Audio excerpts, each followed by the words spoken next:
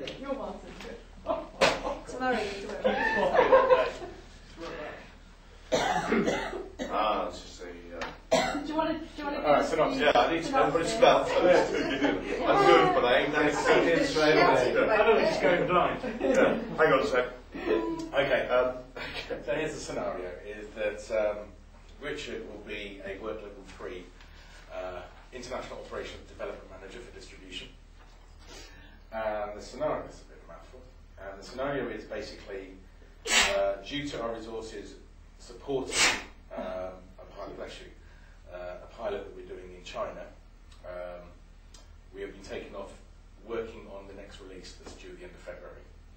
And now that we're fully focused on it, it is not feasible with the current resources and budget to deliver everything that they want for business benefit and functionality. Is this to do scope creep? Yes, so this is about having to de-scope certain things and prioritise to ensure that we hit an agreed political date that's been agreed by the directors and cannot be moved. Being told that categorically has to stay there for budgetary reasons. So we have to agree what can be de-scoped and come to a common agreement and move forward for the delivery in February. Obviously, from a business point of view, he wants everything. I can't give him everything, so I really need to influence him to get him round to the option that I'm proposing. Okay, the piece of what you're working on that he wants everything for, yeah. What kind of area is that? It's distribution centres. Distribution centres. So there's various different functionalities. So I might drop a couple of phrases in there that might mean absolutely that's nothing. fine. And if I say the word waving to you, I don't mean that. No. It's a distribution term. Yeah, so it's all about efficiencies within a distribution centre. Right. He is a northern chap, quite plain speaking, very easy to get on with. Yes. I would say he's a green with a bit of red in, rather than a red with a green. Right. And you're right. Fine, grand, thanks. Good weekend? Yeah, not too bad. Get some golfing? Well, a little bit. Unfortunately, it's a bit hard to play in a forsaken gale, which we had, so... there we go. Always nice to be out there. Yes, yes. Well, thanks for seeing me. Basically, I felt rather than do emails, I thought it's better to meet face to face. So, I think you know this is regarding all about the scope for release 10 that we've got coming up in February. So I just wanted to give you a bit of background and lay out some options that we have and wanted to come to a consensus. Right. So, as you're aware, both Jimmy, your director, and my director, Chris, have agreed a date of delivery, which is February. That's not negotiable. Your guys, your managers, have been out in China with the pilot of the Release 9 at the moment. Yes. And by the way, feel like we're getting a fantastic job. So our guys in HSC have been supporting them, which has obviously taken our focus off the next release. Right. So we can try and make this as best as we can for China and for yourselves. I've been working the plans and I've been sharing them with you, and I think we can both see that actually it's not quite feasible given the current resources and budgets that we have that we can achieve everything that was stated in the scope 6 months ago. Why not? I mean, 6 months ago we sat down and worked through this, and to be perfectly honest with you, you said to me that it wasn't going to be a problem. Well, I think what we did say was that there were things we don't know what we don't know, and this was the first time we put a pilot into a country, and I think it's been a learning experience for both sides, and I think it's been great in the fact that we are seeing it working in a live environment for the first time, rather than just releasing it.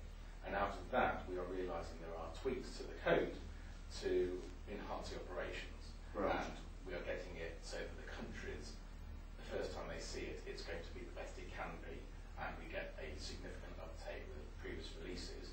We've released the code and they haven't taken it for 18 months. So we want to deliver those benefits earlier to the business. So, and I see where you're from. You want to give the most business benefit out there. Of course. We want to save money, we want to improve operations, we want to improve efficiency, and actually make your job easier. And I'm fully behind you in that. What I have to do is that obviously within my remit, I have certain constraints on time, resources, budget. And this is where I'm due to us supporting the pilot and making the previous release as best as it can be, which is great, we now have a contention in terms of resource and time. And what I want to do is prioritise what's going to deliver the most business benefit from the next release, and actually de-scope certain aspects and put it into the following release, so that we can get to the So what's the time delay for the aspects you wanted to de-scope? The time delay is probably about 2.5 months. Right. So we're talking pretty much a quarter. Because when you say 2.5 months, you mean 3, don't you? Yes, we can call it a quarter if you want. Yeah. Absolutely. Well, that's what it's going to be. If you're telling me 2.5 months, you and I both know that it's going to be a quarter. Yeah. Now we have a following release 3 months after that, so we do 2 releases a year. Yes. So if we were to try and get everything in, we wouldn't hit the date that we've been directed to. And I wouldn't want us to fail that. What I want us to is to deliver something on the date that's agreed with all parties that delivers the most benefit. Right. Okay. I mean, the way I look at this, to be perfectly honest with you, Gideon, is the scope for this was agreed. I generally expect when we scope something out for that scope to be achieved. Now I understand that somewhere along the line you've had scope slip because you've sent people off to China. Incidentally, not my problem. My guys have been out in China as well, and we are not slipping anywhere. So I'm not quite understanding. Time out. Time out. Sorry about that. I know you think negative, but that's an untruth. Let's time out and just go how's it going so far then, seeing as we're timed out. No, it's okay, it's fine. Yeah, how do you feel it's going, Gideon? I think it's been going well. I don't see any until then. I didn't see any barriers. There was a lot of nodding, there was quite openness. Look at the body language here. So I was mirroring you straight away. Lots of mirroring. There was a lot of nodding. Every time I came up with parts of my option and what I proposed to do about it, you were nodding, you weren't closed off in any way, so I thought that was going well. You were in agreement when I was saying, okay, you guys are doing really well, the feedback's been great, we both want to deliver the business benefit, so I was trying to empathise with you in that respect, just to make it aware that I think along the same lines as yours, that you need to appreciate, so I was trying to do the whole... What's hilarious, you're both doing this with your pens. So funny. So I see you and you see me, and you make sense and I make sense too, is that I appreciate where you're coming from. However, you have to appreciate I have certain constraints on my side that, our directors have both stated this cannot be moved. I have time constraints and resource constraints, etc. And I just wanted your acceptance and recognition of that, which I think happened at the end. I definitely agree. From over here, it looked like a really solid meeting of minds, very equal body language, matching status beautifully. I think he achieved it very, very well by got some golf in because we're blokes together talking about, it felt like I'm a match for you. For me, your status is really high. I think you were very conscious of raising his status all the way through. Thank you for seeing me. So it was just, you just lowered your status and raised his status very gently, which I think put him at ease with you. I don't need to prove my status because you just gave me my status in a positive way. You were very kind of cut into the chase, which I think is very appropriate for task people. And also there was we've had some feedback that they've done a fantastic job, raised their status again. So I think you were doing that beautifully. Then you talked about the working plans. Then you talked about the problem. You got it in quite early.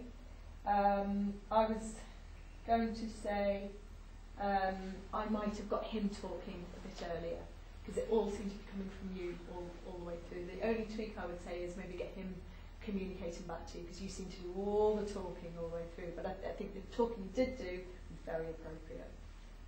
Feedback from you? Great talking. Superb talking. I don't know how you kept up. So, we go on for hours. Yeah. I agree again entirely with what Nicky's saying.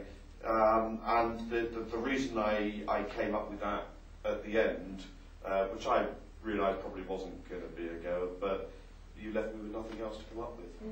Because you did all the talking. Because you covered it all off. So I would get in early with some questions. What do you think about that? Or I'd like your response because that's something I was going to say. I know the same team because I've worked with them as well in the past, and the distribution guys to varying degrees have all got a lot of red in them because that's just the environment they work in, and even sometimes if they know that you've explained it beautifully and you are going to win that argument, they will still come back with a point like that. And I think sometimes you gave him a little bit too much. I mean, he's not as red as Martin, because Martin, you would never say half of that stuff to because he would just latch onto anything. But still, I think just very careful in terms of accepting too much culpability or accepting things that are not necessarily your fault. This is just one variance, I'd say. Otherwise, I think you played with my character as well. But I would love an opportunity, even if it was a bit of a benign opportunity, just to talk. Yeah, because it was all the talking over here. Because it wasn't a conversation. Yeah, it was a monologue. It was one way. Areas where you might have put that in, I guess, around the trip to China. Yeah, I should have allowed you to respond myself. Thank you for that feedback. That's good to hear about the team. Or how do you think they got on out there? Get him talking. It went very well. Yeah, that's the same feedback I've had. Yeah, so which would get him into an even more positive state. And that could be one for you as well, Carol, with your Bella. You know, tell me about how that's going. You know, and get, because that makes him feel positive about being there with you. And then when people are in a more positive state, they're more likely to think rationally and be more likely to be influenced because they're not in defence. Yeah.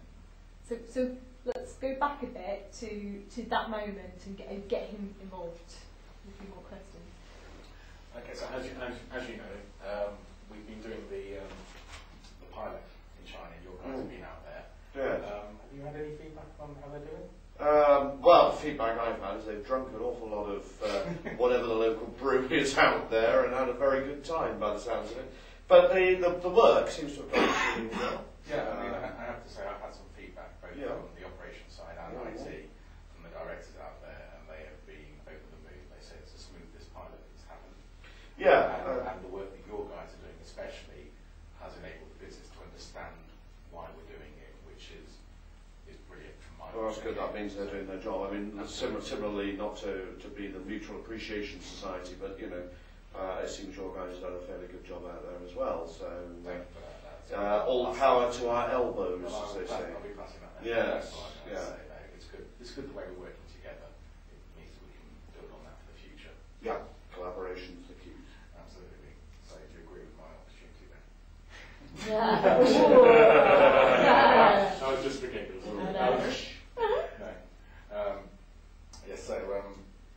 So basically, the outcome that I would like from this is to be able to deliver the most business benefit and actually hit the dates that we need.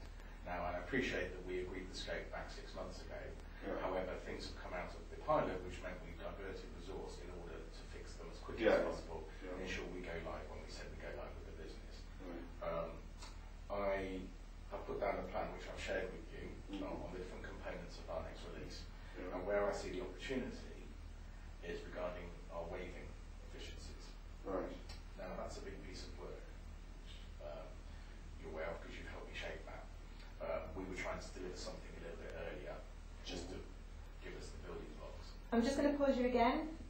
Gideon, what's happening again? It's me talking. Yeah, this is your habit, because you're a very, very articulate man, and you've gone from we had some really collaborative language, and you've gone to I. You've used I about 3 or 4 times in a row, and it's all about me at the moment. So bring him in, ask him some questions. What's his outcome? What does he see about your outcome? Get him involved. Yes, you're nail on the head. You might see that I've sort of sat back a bit further, and I'm starting to wilt. It's all about you at the moment. Make it a we, because we started with a we. So I would start with he gave you a nice compliment, start from there and carry on with the we. So yeah, I mean, it seems that it all went very well. My guys have done their job satisfactorily. And from what I hear, your guys have kept their end up as well. In fact, I hear one of your guys won the drinking contest. So, that's good to hear. Yeah. Power to their elbow. Thanks for that. I'll pass that message on. Yeah. So I sent you the plan that I've been working on in terms of the options. Did you have a chance to review that at all? Yeah, I've had a look at it. I have to tell you, right off the bat, I'm not very happy. This clawback on the scope. You see, what it means to me is that we're going to have the initial release, and we're going to have to put training in place on the new software. And then, however long it takes for you to catch up, means we're going to have to find the budget for further training to cope with the added functionality. And I'm a bit concerned because it seems like my training budget's going to take a hit, whilst your development budget gets seen through. Well, I can appreciate that, Alan. However, let me just allay some of those fears there in terms of training budgets. So when we do a release, the countries don't take the release, but then we go through a period of training later on. That's already factored in, so that training budget doesn't take a hit. There are some big operational changes with the different pieces of work. Right. As you're well aware, because you come up with the business case for them, and in terms of how that's going to change the efficiencies within the DCs. The feedback I've got from country operational managers and directors is that they would like to take one big piece of work each time and become comfortable with it, rather than have too much landed on them. So what you're saying is this is actually a blessing as far as they're concerned? Absolutely. So, and having their buy-in makes our implementations easier, our deployment, which makes it easier for your guys when they go on the ground in country to actually focus on one area and train them up correctly and realise those efficiencies quickly, rather than confusing matters by having two different operational changes that countries need to get. Yeah, I mean, you know, the other problem, of course, is that you know, the financial savings. You're quite right to say I made a business case for these, and quite a lot of that business case was an efficiency saving, which we're not going to see for another, I believe it's 2.5, 3 months. So we're losing out on those efficiency savings. Well, I think if you don't mind, I'll flip that on its head a little bit, in the fact that we would realise the first part of the efficiencies quicker, right, and get that saving in whilst we're working on the second part. If we work on all of it together, we don't get the efficiencies of either until later. Right. So actually, we start showing that within the budgeting process and show, actually, we've delivered this, and we've already started saving this in China, and this in Korea, and this in Thailand, whilst we catch up quickly, and then introduce the next level. How do you feel about that? Well, I mean, you know, if you put it like that, it seems, you know, you've put a very good positive spin on it. If you can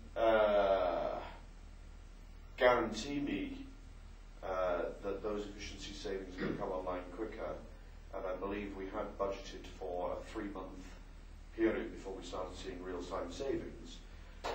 If you're going to now say to me that we could start seeing real-time savings in a, I don't know, a 6-week period, and if you can put the work together that says that that's what will happen, then obviously, you know, I'm for the business case. Well, I can guarantee you that my team will deliver the release as agreed in terms of the scope that we're hopefully going to agree now. Yeah. In terms of the savings, that depends on the deployment team and also the training that you guys give. Yeah. So once it's operationally in production, that's when you'll start seeing the savings. My IT team can't guarantee that, so I'm reticent just to put my name to that, but I can guarantee that we'll deliver it to you guys in order to implement. And we'll work together. And you'll train my trainers up to be able to deliver that training. As we have done previously. Yeah, Let's pause it. Oh, sorry, I'm just going to pause it there because I want to give someone else an opportunity. Right, how's it going? How's it going? It's great. Can you see the difference? Yeah. I mean, really, that's similar to what this has happened recently. When I wrote this down, it happened a couple of days later, and actually, I got to the outcome that I wanted to. And I put it in a similar vein. Obviously, there's differences with the feedback coming here, but you know, the main argument still remained, and how I dealt with it. I asked about golf and all this, and tried to put across the business benefits and how we're working together, and how things are going currently. So, you know, it's quite similar. It was very different when you did it the last time to how you did it the first time, and for me. It was focused on him rather than you, raising his status and also hearing the objections that he has, and I, you know, felt like you gave him the opportunity to talk, which he was dying for, and you know, what I really liked is that you listened carefully and appeased his concerns, each and every one of them, and got him back on board, which is a classic negotiation strategy.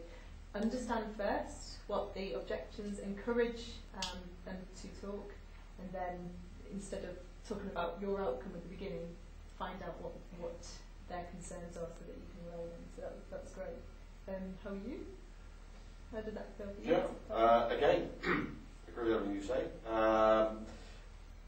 I've written it down. Inform, invite, listen, acknowledge. The conversation cycle. And you were doing that. You informed me of what was going on. You invited me to comment about it. The fabulous thing is you actually listened. And I could see you listening. And then at the end of it, you were not, yeah, you're absolutely right. The reason, though, that this is going to be better is, so then we went back to inform, and then back to invite. And, you know, that way you kept that conversation rolling rather than it becoming a monologue. So, yeah, I thought that was excellent. Yeah. And your language completely changed as well when you changed it. It was, I sent to you, it was more you language rather than I. Yeah, that's great. Well done. Can I just ask, because you know this guy, don't you? How do you feel that was? Yeah, I think it helps to give them time to wear their views. Just let them whinge a little bit. It's funny because I'm sure other people will back me on this. The distribution environment is usually around a series of arguments. You're either arguing with the picker, or you're arguing with the transport officer, you're arguing with the driver. There is a certain amount of bluntness sometimes. They take advantage of those white collar types who are a little bit more slightly. So they just want to let off steam sometimes, and something you say, can you guarantee? Well, you know, it would be very easy for me to roll over and go, yeah, because that'll get what I want. But actually, I wasn't prepared to do that. I thought that was great. No, You stood your ground. Yeah, You managed those expectations I very can't well. guarantee that you'll do that. Yeah. You come up with a business case, you implement it, you may save it, but that's And you can get proof. And Yeah. it's something I struggle with, so I don't really like conflict, but they would say to you, you know, can you guarantee it gets done? And my anti-conflicts, I would say, I'd just say yes, but actually what you need to say back is no. I wanted to put my team there because I'm not going to put the pressure on my team and me to say, well, you said you saved us 1.7 million. We put it in everywhere. We've only saved 55 grand. It's not my fault at all. I've delivered what you asked for. Yeah. Your calculations might be wrong, but I've done my bit on my side. So I thought that was absolutely great. It was line in the sand. No, I'm not just going to agree for the sake of it. I can guarantee this. I can't guarantee that. It's great. Very clear. Very red. Very straight. But delivery is Nice a job, high Gideon. pressure environment, so I suppose those are the guys you have to deal with. of course, yeah. I want to stop someone over to at least one more before Pleasure.